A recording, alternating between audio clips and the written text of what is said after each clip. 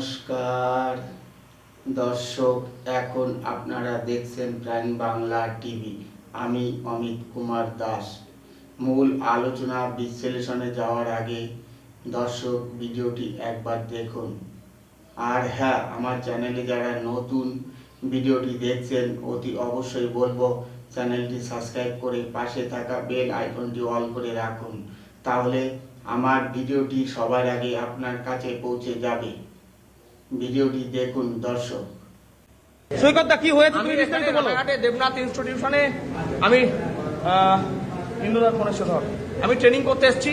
Training শুরুর আগেই এখানে সাদা পর্দায় মমতা ব্যানার্জির অ্যাড দেখাচ্ছে দীঘার মন্দির নিয়ে। আমি অবজেকশন করেছি, আরো আমার অনেক দাদারা ছিলেন, এই যে এই দাদাও অবজেকশন করেছে, আরো অনেক দাদা এখানে ছিলেন, তারা অবজেকশন করেছে। আমরা বলেছি যে এটা নির্বাচনী বিধিভঙ্গ হচ্ছে, আমি আই কার্ড দেখতে চেয়েছি, এটাই আমার অপরাধ। বিডিও অফিসের বিডিওর সামনে একজন কর্মচারী আমার কানে কানে এসে বলে গেল, তুই বাইরে বেরোলে না, বেশি বেশি করিস না, মার্ডার হয়ে যাবি। দর্শক শুনলেন, বুঝলেন এসব কি হচ্ছে, এটা কি শুনছি, এসব কি বলছেন? ট্রেনিং করতে গিয়ে মার খেতে হবে, তারপরে ভোটের ট্রেনিং। তারপরে উনি একজন প্রাথমিক বিদ্যালয়ের শিক্ষক শ্রী সৈকত চ্যাটার্জি, তিনি ওই ভোটার প্রশিক্ষণ কেন্দ্রে মমতা ব্যানার্জিকে নিয়ে একটি বিজ্ঞাপন প্রদর্শনের ন্যায্য বিরোধিতা করেছিলেন। উনার অপরাধ কি? অপরাধটাই বা কি করলেন? উনি ঠিকই বলেছে, নির্বাচনের বিধি লঙ্ঘন করা হচ্ছে। দর্শক, এই সেই ভদ্র লোকটা, ভদ্র না ছাই কি বলবো। উনি তো শুধুমাত্র লোকটির আইডি কার্ড দেখতে চেয়েছিলেন, একদম ঠিকই করেছিলেন।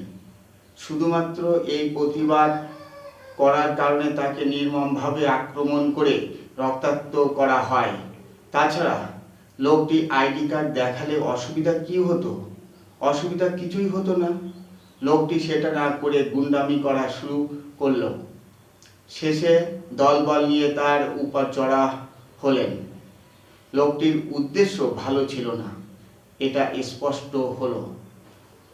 রাজনৈতিক প্রভাব খাটিয়ে ভোট প্রশিক্ষণ কেন্দ্র বাধাগ্রস্ত করতে চেয়েছিলেন। মমতা ব্যানার্জি শাসন আমলে পশ্চিমবঙ্গ একটি আইনহীন রাজ্যে পরিণত হয়েছে, যেখানে গুন্ডারা প্রশাসন চালায়।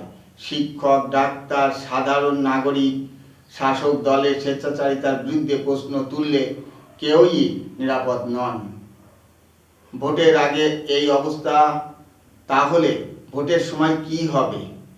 এই সময় এত হিংস্রতা, ভোটের সময় না জানি এরা কি করেন। নির্বাচন কমিশনকে অবশ্যই এই গুরুতর ঘটনাটি অবিলম্বে আমলে নিয়ে দোষীদের বিরুদ্ধে যথাযথ ব্যবস্থা গ্রহণ করতে হবে এবং হামলা, অপরাধমূলক ভীতি প্রদর্শন ও হত্যা চেষ্টার মতো প্রাসঙ্গিক ধারায় অপরাধীদের বিরুদ্ধে এফআইআর দায়ের করতে হবে। নির্বাচন কমিশনকে অবশ্যই দৃষ্টান্তমূলক ব্যবস্থা নিশ্চিত করতে হবে। ইতিমধ্যে নির্বাচন কমিশন পদক্ষেপ নিয়েছেন।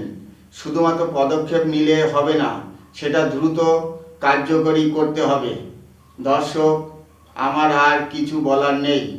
আপনারা দেখলেন, শুনলেন, বুঝলেন, বাকিটা আপনারা বলবেন। এখানে শেষ করব। দেখা হবে নেক্সট ভিডিওতে।